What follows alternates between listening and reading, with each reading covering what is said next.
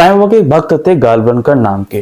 और देखिए इस कहानी से, इस स्टोरी से हमें समझने को मिलेगा कि किस तरीके से जिन्होंने हल्का सा भी साईं बाबा से जुड़ाव कर लिया, या जो बहुत थोड़ी सी देर के लिए, थोड़े से समय के लिए भी बाबा से मिल गया या मिल लिया या बाबा का नाम ले लिया, तो उसके ऊपर बाबा की कृपा उसके जीवन भर, उसके फैमिली के ऊपर और उसके आने वाले हर जन्मों पर रहती थी। इसका एक सबसे बड़ा एग्जाम्पल है गालवनकर जी।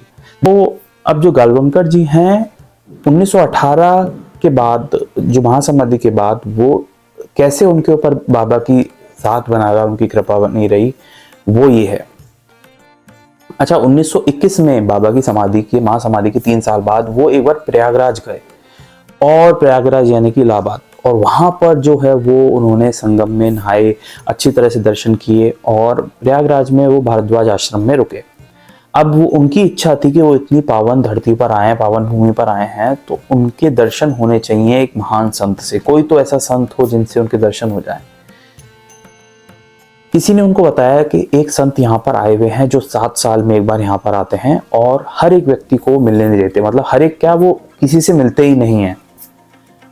मन ही मन उनकी प्रार्थना बाबा से शुरू हो गई, और तब उन्होंने बाबा से प्रार्थना की कि बाबा, मैं इतनी पावन धरती पर आया हूँ और इन संत से मेरा मिलना हो जाए, किसी तरह से कृपा हो जाए तो अच्छा होगा।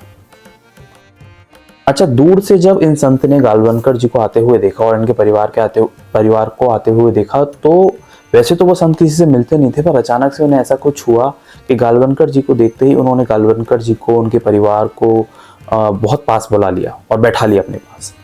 बैठाने के बाद गालवनकर जी को खूब आशीर्वाद दिया, उनके परिवार को खूब आशीर्वाद दिया, जैसा कि वो चाहते थे, और ऐसे उनके संत के दर्शन हुए।